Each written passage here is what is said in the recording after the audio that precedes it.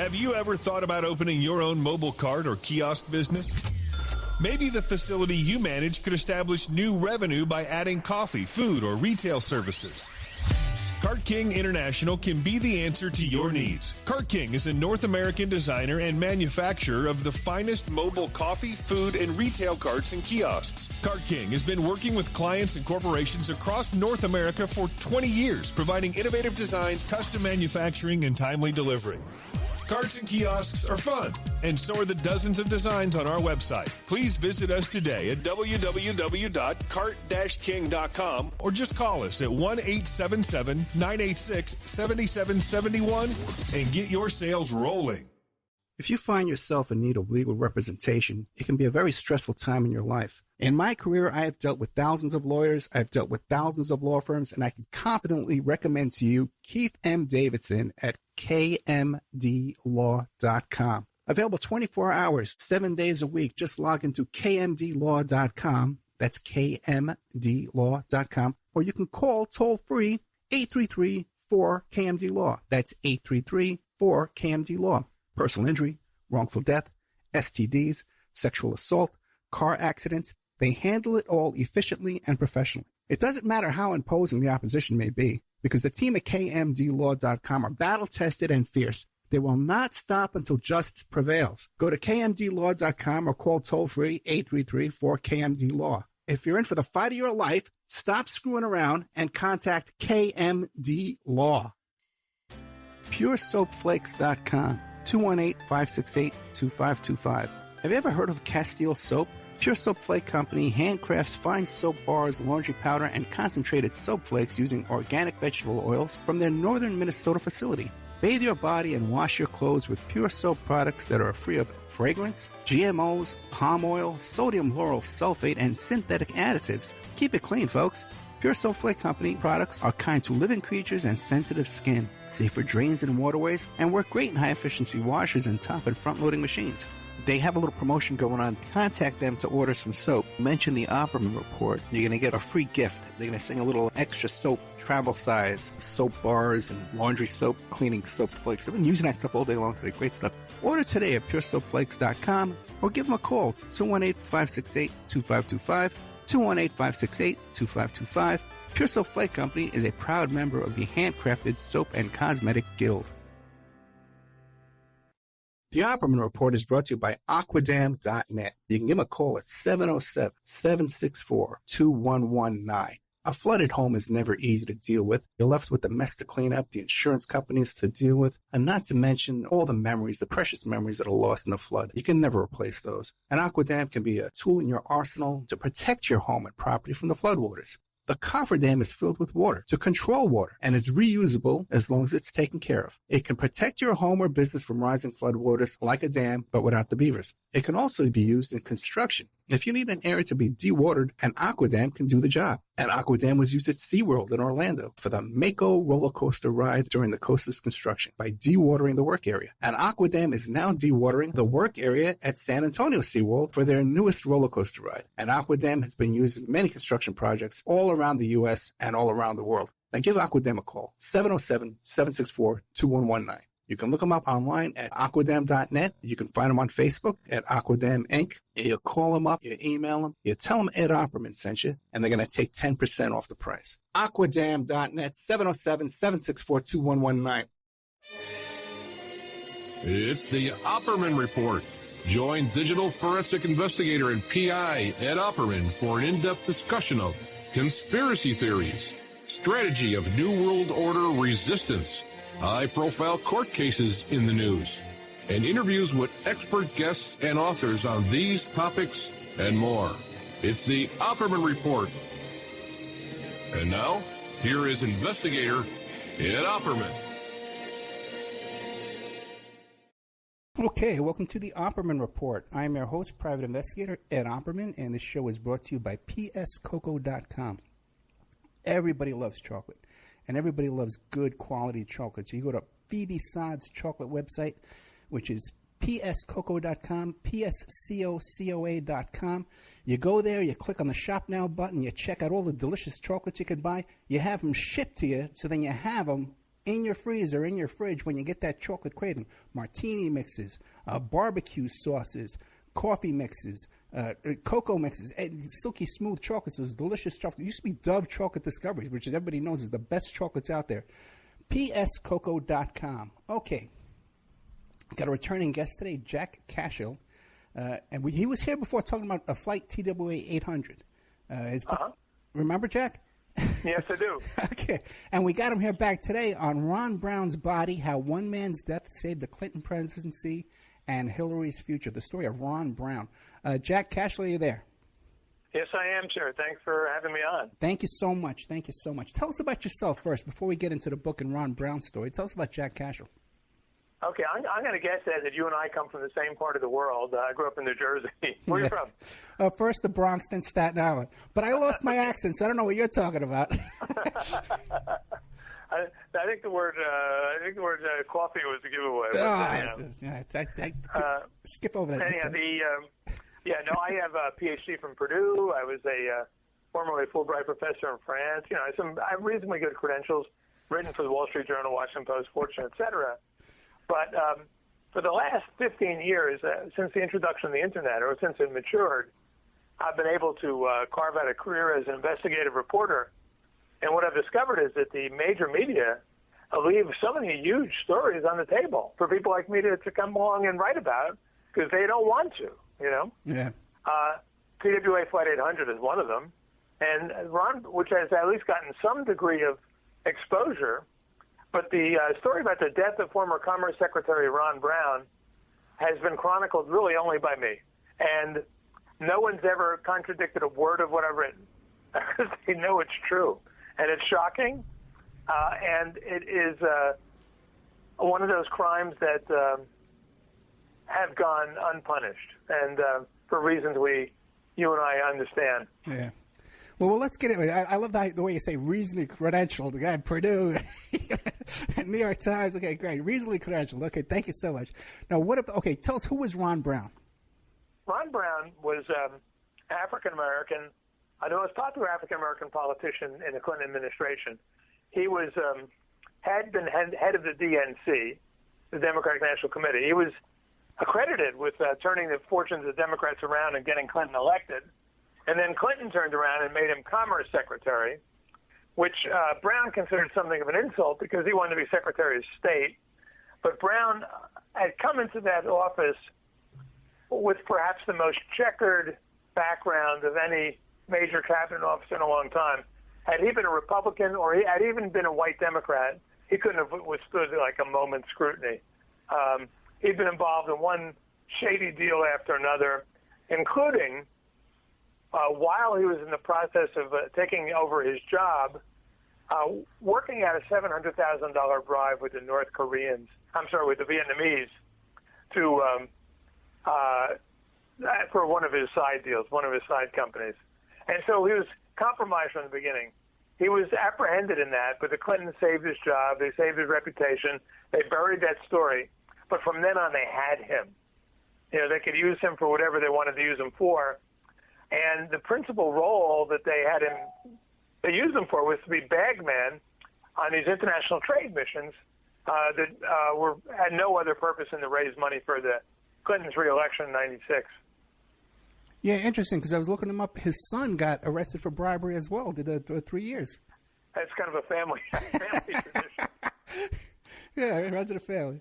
And in fact, his son figures prominently in Ron Brown's undoing. So, were there scandals before the plane crash, besides the $700,000? Yeah, there were many scandals before the plane crash, and they were largely responsible for because when I got this commission to do this book, and it's from a reputable publisher, and I had a good advance. I said to them, I can only accept this if you're willing to live with the fact that, the plane crashed, stuff happens, and that it was a murder, that it was just one of those things. And they said, we can live with that. So I set out to answer the question, why did the plane go up, rather than why did the plane come down, which I saved till the very end. And I didn't expect to find anything about the plane coming down. I just presumed it would be an accident until I learned so much about why the plane went up and And then one thing led to another, and then I realized that the plane did not come down accidentally. I mean, there's very little chance it came down accidentally. Okay, when you started saying that, I thought you were going to tell me it did come down by accident. Okay, then why did it go up? Tell us that. Well, it went up as many of the expeditions that Brown led went up, and that was to raise campaign cash for the Clintons. They were involved in what Senator Fred Thompson called the most outright corrupt election in American history. The election in 1996, there was nothing like it. It's amazing how the Clintons were able to bury that after the fact. They raised huge amounts of money from foreign sources, including Communist China, which was then a very dangerous enemy trying to acquire, more American technology. Brown was the bag man on many of these missions. He knew enough to bring the Clintons down, and just before the crash, he went to Bill Clinton, met with him one-on-one in the family quarters of the White House, and he said to him this. He said, you have the power to stop my son Michael from going to prison. Mm. Ron and Michael and Ron's mistress, who cooperated with me fully in the book, by the way, Yolanda Butler, they had been involved, especially Ron and Michael, had been involved in this scheme to basically extort money from this minority supplier in Oklahoma who was getting these contracts in the oil and gas business because they were friends of Brown and because they were Chinese. And they were an independent counsel, nailed them both. Michael, who was then the father of newborn twins, was looking at prison. So was Brown. But Brown had just about this time, he had a literal come-to-Jesus moment. He really began to see how he had misled his life. And he was contrite, and he was desperate to undo the damage he had done to his son. So he went to see Bill Clinton and said, you alone have the power to call off this independent prosecutor, And Clinton said, hey, I can't do that. That'd look really terrible. It'd ruin my election chances, et cetera.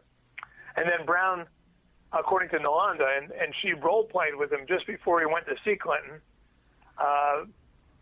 and talked to him and debriefed him immediately afterwards, made the fatal threat that unless you pull back on Michael, I'm going to talk about China. At this point, and this is in March or April of 1996, the whole China story hadn't broken at all. It really wouldn't break until after the election, and even then, the media, sort of downplayed it as they tend to do these things. And next thing you know, Ron is being sent to Croatia on still another fundraising mission. This one, for which he had to twist arms. There was no big money involved. And it was even dirtier than that. I mean, it was just, here was the ostensible purpose. He went to Croatia in April of 96 to broker a sweetheart deal between the neo-fascists who ran Croatia and a certain American company. You want to guess which one? Enron. Okay, I never would have guessed. Okay. Enron was a George Bush scandal. No. Clinton and Enron have been in bed together for years. They were pulling these deals all over the world. Yeah. Enron would eventually end up bankrupting a half a dozen countries before they were through. I mean, these were just, they were gorging these places. And Brown was the front man for this. That was the ostensible purpose. And the Enron people took their own jet. You can't blame them. They no fools they, you know. But so Brown flew on an Air Force plane from Tuzla in Bosnia to Dubrovnik, and he never made it. Now, if Tuzla sounds familiar to your listeners, Ed, in 1996, 9 days before Ron Brown took off from Tuzla, Hillary Clinton landed in Tuzla. That is where she had the famous sniper dodging incident, Interesting. But no one made the connection of, why was she there? Why was Ron Brown leaving there 9 days later? They absolutely refused to look at this connection. And why wasn't he on her plane? Well, that's a good question. They didn't care about the Air Force. I mean, 6 Air Force officers were killed in this. 6 Air Force personnel were killed in this. And I've been in touch with several of their families. They're still distraught because they didn't get justice. Not only that, but probably another 20 or 30 Air Force personnel had their careers either ruined or checkered because they needed someone to blame for this happening, you know. But they dare not look at the truth. Well, a couple of questions. Is it normal for a Commerce Secretary to be flying on an Air Force plane in that kind of circumstances? I would say it's not normal, certainly not the way it was being used here. That is, if they knew the real purpose. But it wasn't out of the ordinary for a cabinet member to fly an Air Force plane. Okay. And then is it historically routine for the Commerce Secretary to be doing fundraising? Is that like a slush fund type position normally in an administration? No, I mean, this was totally criminal. It was unprecedented in its criminality. Okay. Had the story been told before the election, Bill Clinton would not have been elected. If Ron Brown had gone forward with what he knew, Bill Clinton would not have won the election, but the Democrats might have lost the black vote for a generation. And you think Hillary went there ahead of time to lay the groundwork for this aircraft to come falling out of the sky? No, I wouldn't say lay the groundwork. She wouldn't have done that. Okay. I would say, if anything, to signal that the thing is a go. The Clintons are behind this. Now, the people, I mean, and I'm speculating a little bit here, and I don't want to get out ahead of myself. You know, and when I got into this, I thought that the plane crash was an accident. Looking at all the evidence, I concluded that it overwhelmingly favors sabotage. It would have been carried out by the Croatians, by Croatian intelligence. So it wouldn't have been, Hillary Clinton plotting it. Okay. It would have been the Croatians saying through a Clinton intermediary, we need to know you're behind this. Give us a signal, you know? Gotcha. That's what I'm speculating. And I think that's the speculation makes most sense. And then what do you think brought the plane down? Well, here's what happened, is that once I realized that there was a real possibility that the plane may have been sabotaged and that Brown may have been murdered, I tried to get a hold of the United States Air Force report on the crash. This was I'm doing my research now in 2003.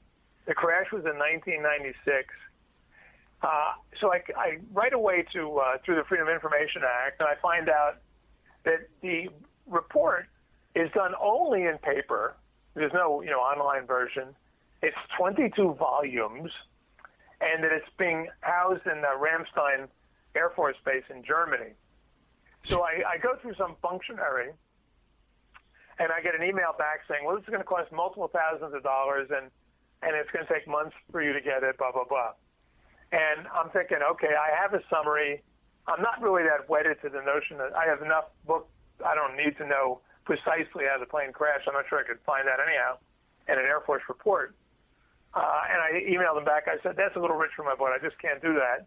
And then immediately I get an email from a colonel saying the report will be there in a week and we're waiving all fees, which told me that the Air Force wanted this story told. Right. The impressive thing, Ed, is that 7 years after the crash, I was the first person in the media to request this report. The New York Times had a reporter on the plane. He died. They didn't request the report. And once I got the report, and I came in a UPS truck. It came on a pallet. You know. Yeah, I was going to say, how much did it weigh? And they're like, in my office on the second floor, and there's no elevator. These guys were carrying box after box. I don't know, 22 boxes. I don't know how many, 22 volumes. I still have it here in my office. Maybe I shouldn't say that, but. And so what I did is I divided it up in two. I gave the technical details to these two friends of mine who had helped me with the Flight 800 investigation. They were both retired international TWA captains. And they'd make much more sense out of that data than I could. And then I took the interviews and all the other stuff. And I'm reading through the interviews, and it's like it's like being the first guy in like the Sacramento River in 1848, and there's nuggets everywhere, and no one's seen these before. Wow. But one nugget is this. The Air Force is interviewing Peter Galbraith, who was the ambassador to Croatia at the time. And Galbraith says to them, the person you really need to talk to is this woman named Zdenka Gast. And he says Gast was the intermediary between Croatia and Enron. She was a naturalized American citizen from Croatia. And at the last minute, Galbraith says, she got off the Brown plane and got on the Enron plane. Wow. Now, what Galbraith would later tell the media, and the Clinton administration would put out the word that the plane crashed in the worst storm in Croatia in 10 years. Well, the Enron plane landed safely a few minutes beforehand, as did 5 or 6 other planes. When the plane landed, as I learned in the report, it wasn't even raining, and the sun was peeking through the clouds. It was overcast, but it wasn't raining. And so then when Galbraith says this to the Air Force interviewer, he says, you got to talk to Zdenka Gast. The Air Force interviewer says, that's just the person we're looking for, right? That's included in the report. There are 175 interviews in that report. So I went through them. I said, I got to find this interview with Zdenka Gast. It's not there. There is no interview with Zdenka Gast. The most important person in this investigation's interview is not there. Were you able to find her and talk to her? I tried. Here's what happened. So I go online. I said, what do we know about Zdenka Gast? I start looking around, and I find the equivalent, the Croatian equivalent of People magazine. Okay. And there's a picture of Zdenka she's really, good-looking, buxom, red-headed, middle-aged. And there's one woman she's standing there arm in arm with 2 other women. She's in the center. Under her left arm is Alexis Herman, the woman who sent Ron Brown on his fatal mission. And under her right arm is... Let me guess. Take a guess. Hillary Clinton. Hillary Clinton. Who else? It's Hillary Clinton. I was trying to say Elizabeth Warren. I was trying to think of Elizabeth Warren. I was going to say Elizabeth Warren. It's not. It was Hillary. Okay. I'm thinking. So I immediately contact my Croatian interpreter, and I say to her, I said, "Okay, what are we reading about here? I have no idea. It's all in Croatian." And she calls me back and says, and I'm thinking, okay, there's a big fundraiser. Zdenka Bogarts her way in there, gets a picture taken. No. It's a wedding reception for Alexis Herman in the White House. There are 40 people in attendance. You've heard of 30 of them, Wow. Like, Al Gore, John Podesta, et cetera. And there is Zdenka Gast. This is about 2 years after the crash. So now I think I'm really on to something, And then my airline guys come back and they said, here's the conclusion we've come to. And they said, this is, we believe this with close to 100% confidence, that the plane was lured off course by an old kind of wartime practice that's sometimes called meekening. That is, this is a primitive airport. They're being guided only by a radio signal into the landing zone. All you have to do is shut that signal down and set up an alternate signal about a mile away, like a mile, say, inland, and then the pilots are going to file that signal and right into a mountain, which is what they did, a mile from the airport. They made a perfectly controlled landing into a mountainside. Wow. Curiously, when I tell the story, yet I can't believe that what I'm saying is true. I mean, it's like beyond believable that I'm the only one who knows this. Have any other planes ever crashed into that mountain? Well, no one had ever crashed into that mountain. No. Because when a plane was in danger or was doubtful about their course, they would make a right turn out over the Adriatic and they'd be safe. Right. No one had ever crashed into the mountain before or inland.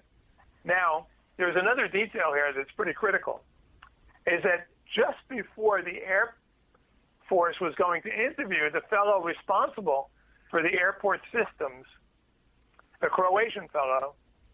He was found with a gunshot wound to the chest, dead. The New York Times reported that he was upset. He's 46 years old, over a sour romance that went south, you know? Suicide. That's it. Suicide, of course. Well, that's a shame. What else? Yeah. 3 days after this plane crash, minutes, hours before the Air Force was going to interview him. Whoa. Then there's the third, the ultimate variable in this whole case, and that is the apparent bullet hole in Ron Brown's head. You know, I had thought that was all BS, but then I enlisted in my investigation. I have two very brave women working with me, by the way. One was Nalanda, Ron Brown's mistress. The other was Kathleen Janoski, who was the forensic photographer for the Armed Forces Institute of Pathology that discovered the hole in Brown's head when she was photographing him when he came back to Dover. What intrigued her about Brown's body was that it was virtually intact. At least one woman survived the crash, at least for a while. But she said, you know, so Kathleen says, look, there's a hole in Brown's head. It looks like a bullet hole. The pathologist came over, and they kind of agreed. And before this was all through, Kathleen and three pathologists would have their careers ruined trying to tell the truth about what they found in that examining room in Dover. They actually examined the body. They actually examined the body, or they looked at photographs. They examined the body. The pathologist did. Okay. Wow. Now, here's what didn't happen though, with an autopsy. This cried out for an autopsy. They asked for an autopsy, and without telling the Brown family about the hole in his head, the Clintons went ahead and buried him in Arlington. You know, full-blown ceremony. Brown had been in the Army as a captain earlier, and a full-blown ceremony. End of story. Now, Wikipedia says that they had all these experts come out and they examined the bullet hole, and it wasn't a bullet hole. It could have been termites or something like that. Termites buried in his head. What's the other possible? What's the explanation for that? That's BS. They never examined the body. Oh, really? They never exhumed the body. No. The only people who saw the body were the medical examiners at Dover, and at least two of them who were there at the time went public with their discontent. They said this body absolutely needed to be autopsied. No, termite. I never heard that before. And I made that up, but I was making a joke. I was making a joke. Well, you never know what's in Wikipedia. I mean, you know, it's like well, I like Wikipedia, I should say, but no. The body was never exhumed. No, now, what happened though, and this is where the story gets really ironic and interesting, is that the pathologist did not go public until December of 1997, when Christopher Ruddy, then with the Pittsburgh Tribune Review, did some really serious investigating into it, and he surfaced Kathleen and the three pathologists, and they started running articles in the Pittsburgh Tribune Review. Now, the major media blew them off, but the black media did not. The African-American media took this very seriously. So on Christmas, Dick Gregory wraps the Walter Reed Hospital in crime tape, you know. and serious black, leaders begin to take an interest in it. In fact, when my book came out, they were very helpful to me. Dick Gregory, Joe Madison, was it Walter Fauntleroy and others. Finally, they get Jesse Jackson on board, right? And now Jesse Jackson is pressing this case. Now it's January 1998, right? So it makes a full-page headline in like the Washington Black Paper on January 1998. Jesse Jackson demands answers to Ron Brown case, blah, blah, blah. What happens the next day? Do you remember 1998, January, Ed? Oh, wait a second. That's not when the thing came out about Jackson's love child. Oh, that had sort of come out later, but what happened? What came out then was Monica. Oh, right? Wow. The Monica story came out immediately on the heels of this, and then Jackson had to choose. Does he want to be remember he becomes like the chaplain in residence to the beleaguered Clintons? Right.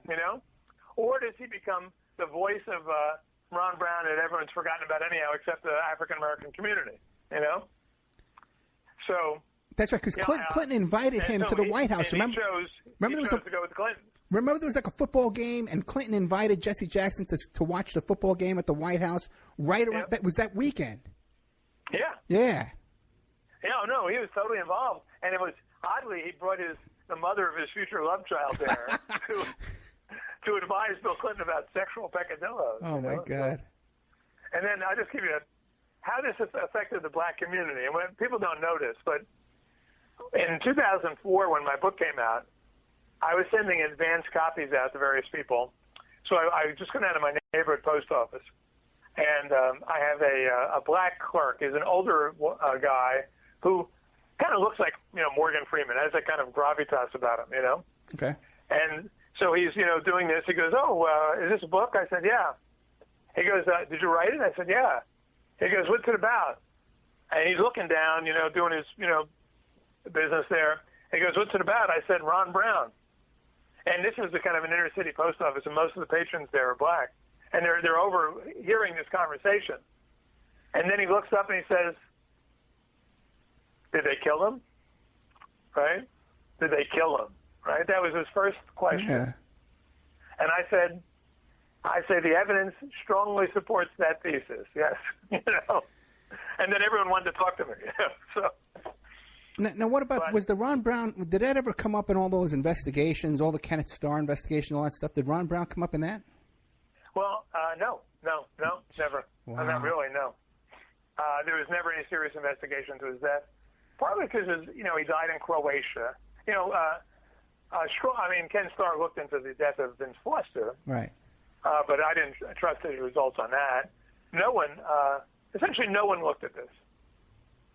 No official body, other than the Air Force. And their goal, the goal of the brass at that time, was to find someone to blame it on. And they cashiered these guys because they flew into an airport that was off limits. But it surely wasn't their idea, It was wrong what happened to them. Any explanation why this report wound up in Germany? Is that normal? Yeah, that makes sense, because that's where the plane came out of. Okay. In fact, Hillary had flown with some of the same crew just 10 days earlier. Not on the same plane, but with some of the same crew. Any explanation why Ron Brown didn't fly with the Enron plane? That's a good question. Actually, because he would typically fly with his own entourage.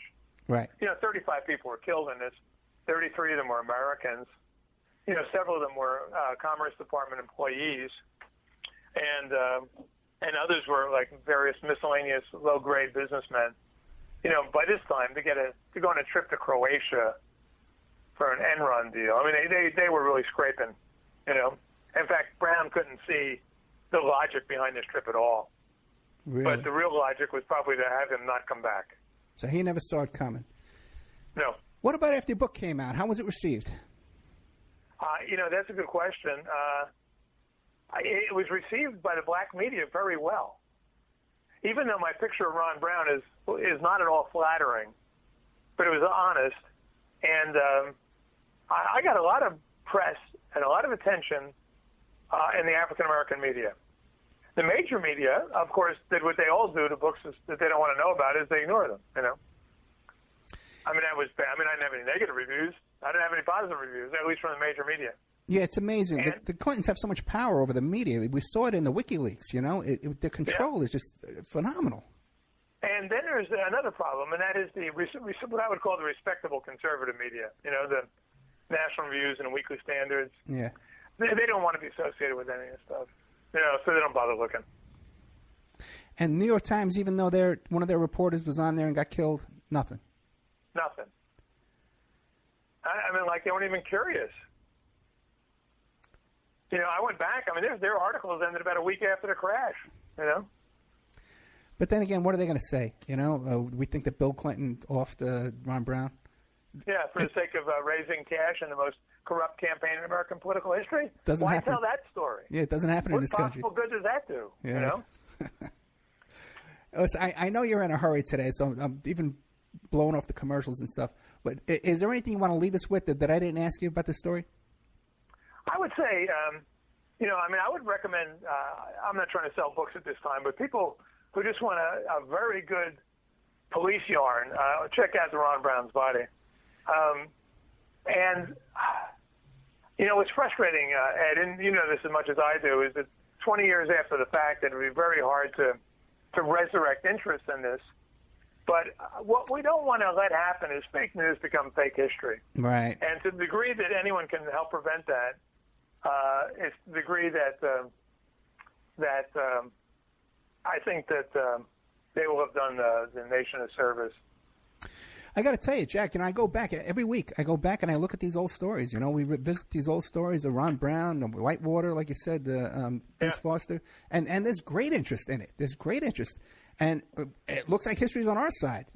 When you go back. I think history is. I think with the Clintons having been humbled, there's a much better chance. I mean, if Hillary had won, there would be no chance this stuff would ever surface, But with them now and being humbled, I would say that serious historians may begin to say, hey, there's big stories out there that we've chosen not to look at or to tell, So do you think recently when Hillary said she's coming back out of the woods that maybe she was down there in Croatia covering up?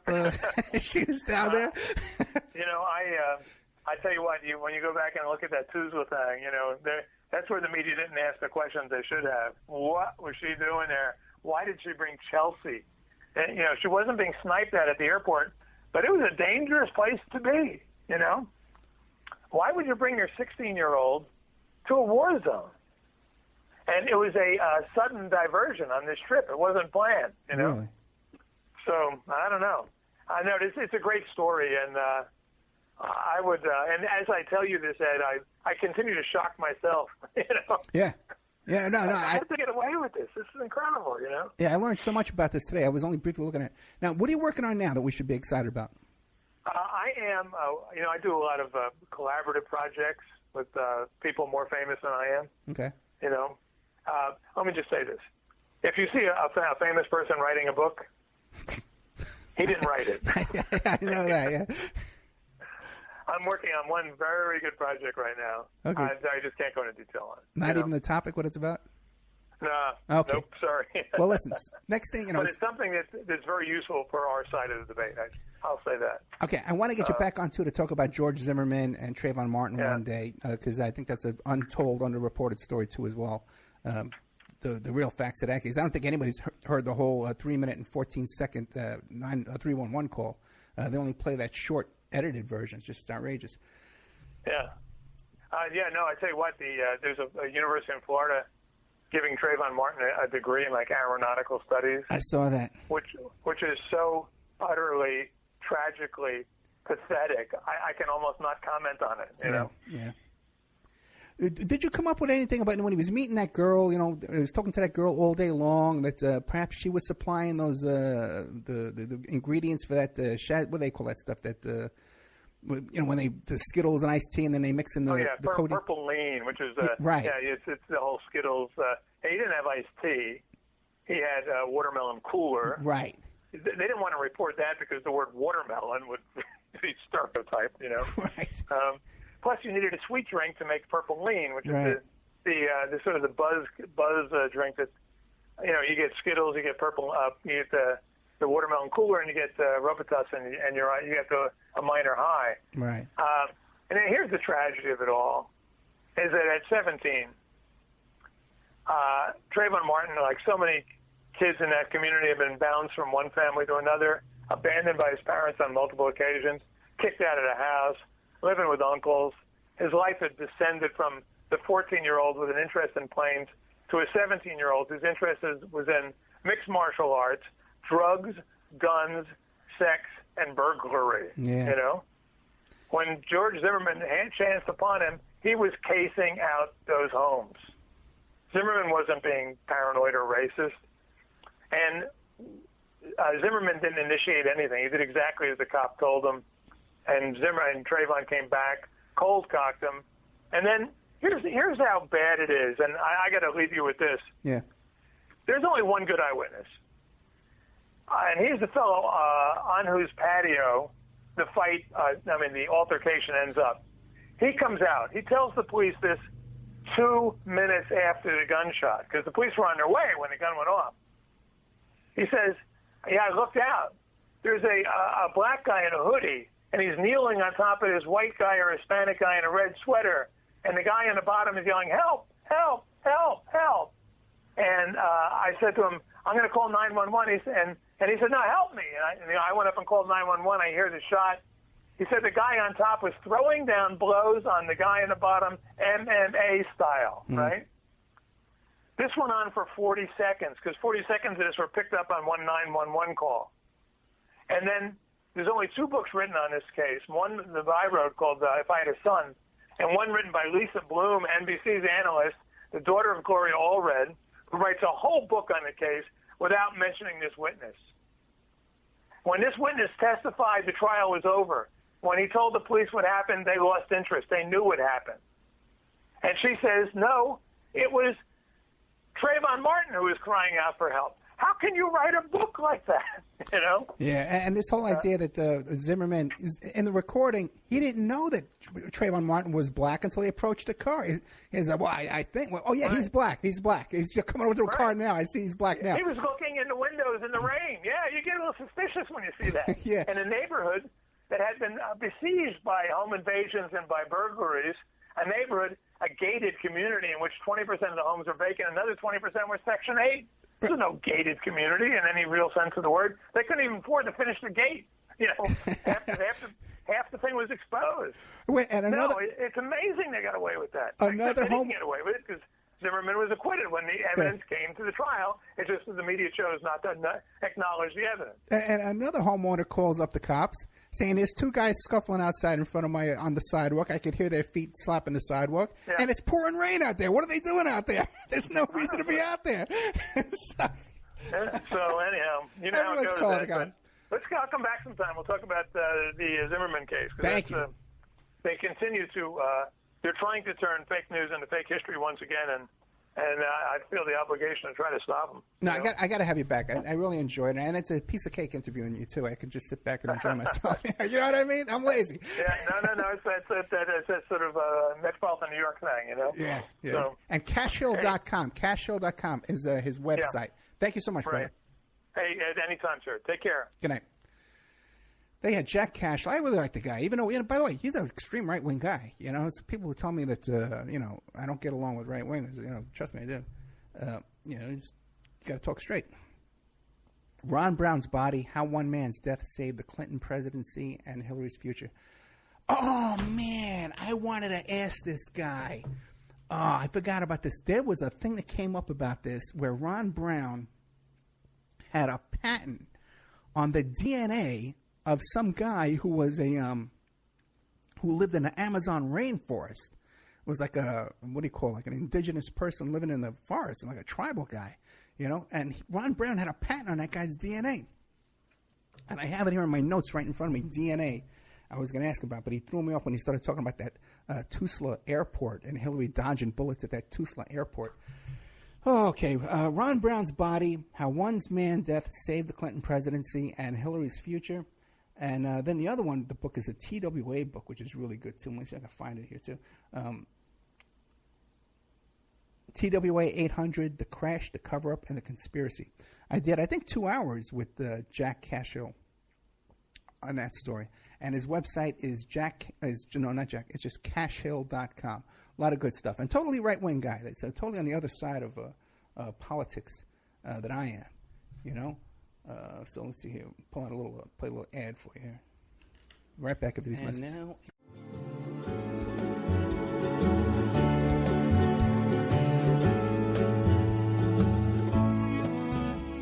And now a word from our sponsors. If you find yourself in need of legal representation, it can be a very stressful time in your life. In my career, I have dealt with thousands of lawyers, I've dealt with thousands of law firms, and I can confidently recommend to you Keith M. Davidson at kmdlaw.com. Available 24 hours, 7 days a week. Just log into kmdlaw.com. That's kmdlaw.com. Or you can call toll-free 833-4KMD-LAW. That's 833 4KMD Law. Personal injury, wrongful death, STDs, sexual assault, car accidents. They handle it all efficiently and professionally. It doesn't matter how imposing the opposition may be, because the team at KMDlaw.com are battle-tested and fierce. They will not stop until justice prevails. Go to KMDlaw.com or call toll-free 833-4KMD-LAW. If you're in for the fight of your life, stop screwing around and contact KMD Law. Are you ready to change your life, but don't know how to start? Is your stress and worries keeping you awake at night? Have you been battling grief, anxiety, or depression all alone? Have you lost touch with your own sense of being or spirituality? Soul Free Therapies offers professional and affordable live video streaming counseling and coaching services from the comfort of your own home. Sessions offered in English, Spanish, and Portuguese. Go to our website at www.soul-free.com and book your first session today. The Opperman Report is brought to you by Aquadam.net. You can give them a call at 707-764-2119. A flooded home is never easy to deal with. You're left with the mess to clean up, the insurance companies to deal with, and not to mention all the memories, the precious memories that are lost in the flood. You can never replace those. And Aquadam can be a tool in your arsenal to protect your home and property from the floodwaters. The cofferdam is filled with water to control water and is reusable as long as it's taken care of. It can protect your home or business from rising floodwaters like a dam, but without the beavers. It can also be used in construction. If you need an area to be dewatered, an Aquadam can do the job. An Aquadam was used at SeaWorld in Orlando for the Mako roller coaster ride during the coaster's construction by dewatering the work area. An Aquadam is now dewatering the work area at San Antonio SeaWorld for their newest roller coaster ride. An Aquadam has been used in many construction projects all around the U.S. and all around the world. Now give Aquadam a call, 707-764-2119. You can look them up online at aquadam.net. You can find them on Facebook at Aquadam Inc. You call them up, you email them, you tell them Ed Opperman sent you, and they're going to take 10% off the price. Aquadam.net, 707-764-2119. PureSoapFlakes.com, 218-568-2525. Have you ever heard of Cashill soap? Pure Soap Flake Company handcrafts fine soap bars, laundry powder, and concentrated soap flakes using organic vegetable oils from their northern Minnesota facility. Bathe your body and wash your clothes with Pure Soap products that are free of fragrance, GMOs, palm oil, sodium lauryl sulfate, and synthetic additives. Keep it clean, folks. Pure Soap Flake Company products are kind to living creatures and sensitive skin, safe for drains and waterways, and work great in high-efficiency washers and top and front-loading machines. They have a little promotion going on. Contact them to order some soap. Mention the Opperman Report. You're going to get a free gift. They're going to send a little extra soap, travel size, soap bars and laundry soap, cleaning soap flakes. I've been using that stuff all day long today. Great stuff. Order today at puresoapflakes.com or give them a call, 218-568-2525, 218-568-2525. Pure Soap Flake Company is a proud member of the Handcrafted Soap and Cosmetic Guild. It's the Opperman Report. And now, here is investigator Ed Opperman. Okay, we're going live. We're going live here.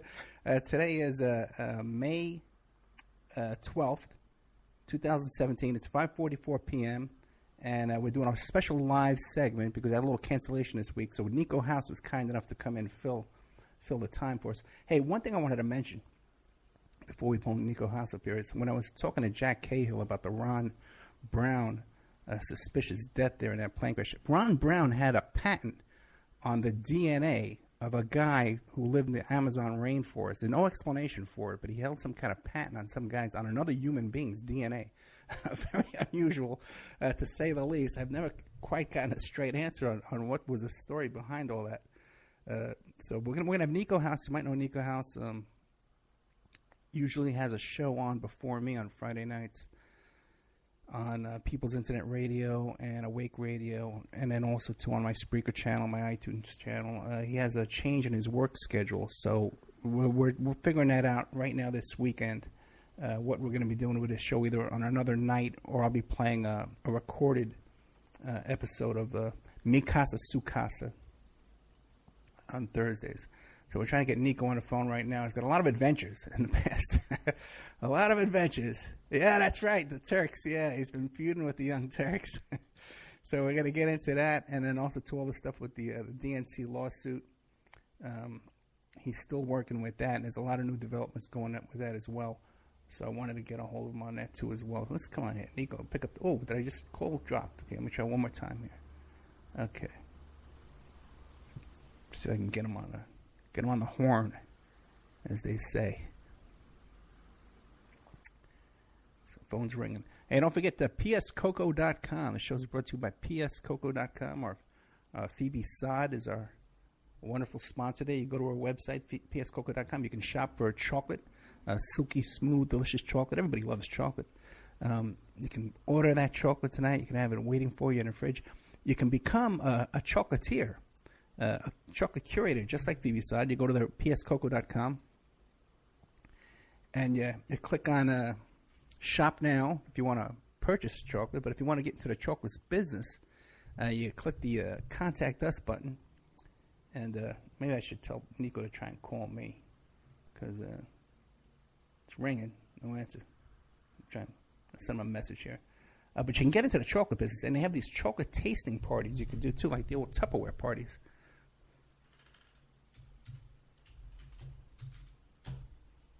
And that is at pscoco.com. I got a whole bunch of stuff I'm going to be talking about tonight on the after show. Oh, by the way, tomorrow we have coming up. What do you call it? You know that guy, the cold case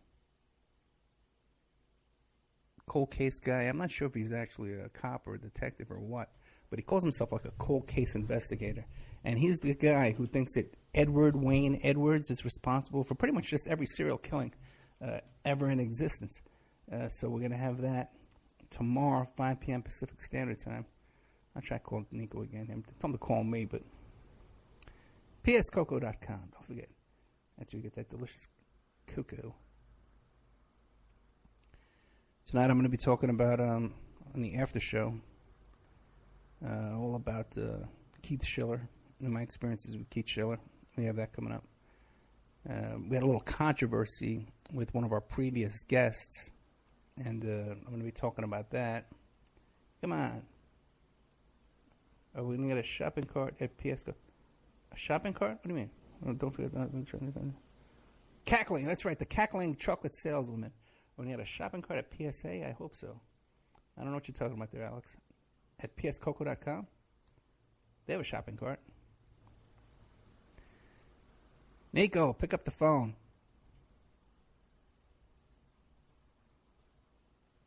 What's going on here? Oh, hey.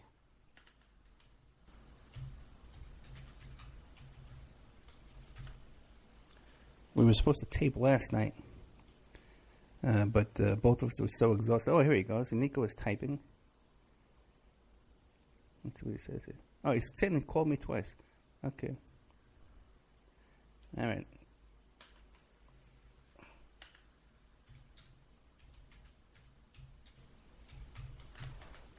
This would suck if we couldn't get Nico to get on the air.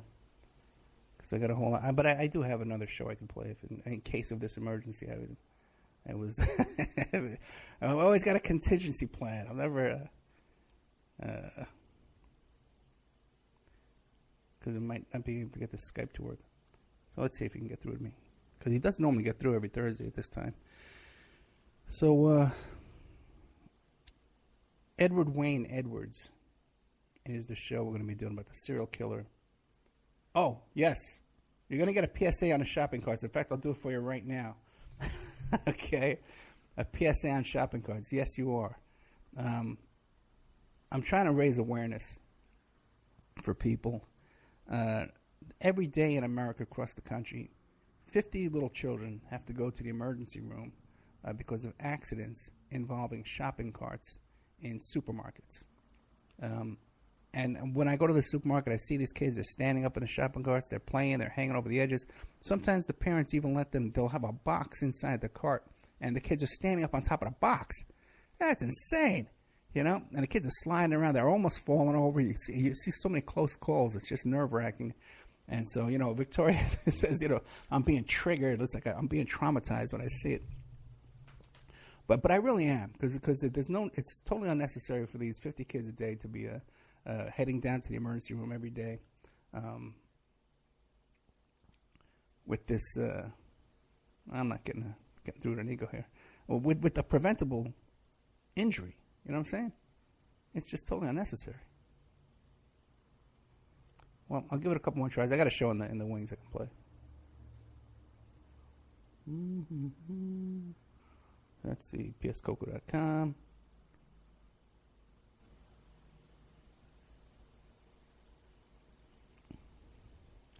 Yeah, we have shopping carts here too that have like little cars and stuff like that, and wagons and stuff in the front of them. I don't think those are as dangerous, though. I think those are safer than when you see these kids standing up in a shopping cart ready to fall over. I don't think we're going to be able to get Nico on. Oh, yeah, Nico House is typing. Let's see what he has to say.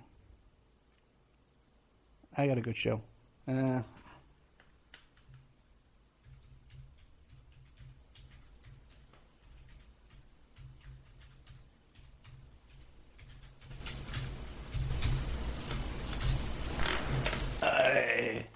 Yeah, for some reason, this stinky Skype, and I can't reboot. I got too much stuff going on here.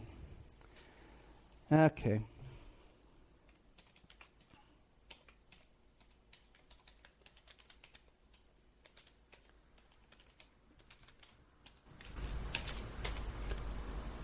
Okay, I'm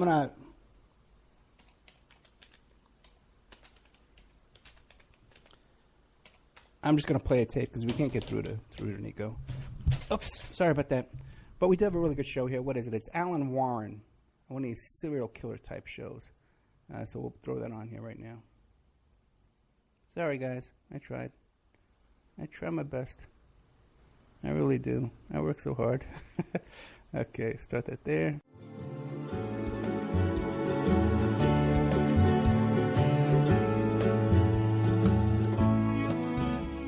And now a word from our sponsors. If you find yourself in need of legal representation, it can be a very stressful time in your life. In my career, I have dealt with thousands of lawyers, I've dealt with thousands of law firms, and I can confidently recommend to you Keith M. Davidson at kmdlaw.com. Available 24 hours, 7 days a week. Just log into kmdlaw.com. That's kmdlaw.com. Or you can call toll-free 833-4KMD-LAW. That's 833-4KMD-LAW. Personal injury, wrongful death, STDs, sexual assault, car accidents. They handle it all efficiently and professionally. It doesn't matter how imposing the opposition may be, because the team at kmdlaw.com are battle-tested and fierce. They will not stop until justice prevails. Go to kmdlaw.com or call toll-free 833-4KMD-LAW. If you're in for the fight of your life, stop screwing around and contact KMD Law. Have you ever thought about opening your own mobile cart or kiosk business? Maybe the facility you manage could establish new revenue by adding coffee, food, or retail services. Cart King International can be the answer to your needs. Cart King is a North American designer and manufacturer of the finest mobile coffee, food, and retail carts and kiosks. Cart King has been working with clients and corporations across North America for 20 years, providing innovative designs, custom manufacturing, and timely delivery. Carts and kiosks are fun, and so are the dozens of designs on our website. Please visit us today at www.cart-king.com or just call us at 1-877-986-7771 and get your sales rolling. PureSoapFlakes.com, 218-568-2525. Have you ever heard of Cashill soap? Pure Soap Flake Company handcrafts fine soap bars, laundry powder, and concentrated soap flakes using organic vegetable oils from their northern Minnesota facility. Bathe your body and wash your clothes with Pure Soap products that are free of fragrance, GMOs, palm oil, sodium lauryl sulfate, and synthetic additives. Keep it clean, folks. Pure Soap Flake Company products are kind to living creatures and sensitive skin, safe for drains and waterways, and work great in high-efficiency washers and top and front-loading machines. They have a little promotion going on. Contact them to order some soap. Mention the Opperman Report. You're going to get a free gift. They're going to send a little extra soap, travel size, soap bars and laundry soap, cleaning soap flakes. I've been using that stuff all day long today. Great stuff. Order today at puresoapflakes.com or give them a call, 218-568-2525, 218-568-2525. Pure Soap Flake Company is a proud member of the Handcrafted Soap and Cosmetic Guild. Are you ready to change your life, but don't know how to start? Is your stress and worries keeping you awake at night? Have you been battling grief, anxiety, or depression all alone? Have you lost touch with your own sense of being or spirituality? Soul Free Therapies offers professional and affordable live video streaming counseling and coaching services from the comfort of your own home. Sessions offered in English, Spanish, and Portuguese.